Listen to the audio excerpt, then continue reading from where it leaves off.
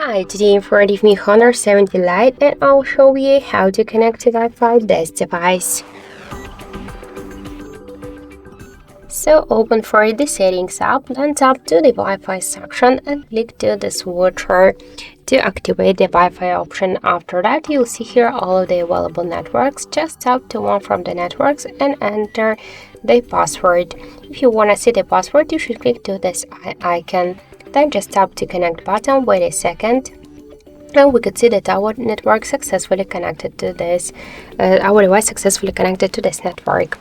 Also, you can make it by just another way. Just open first the control panel and find here Wi-Fi icon. Just click on this icon to activate Wi-Fi or to turn it off, and to launch full Wi-Fi settings, hold it for a while and that's it.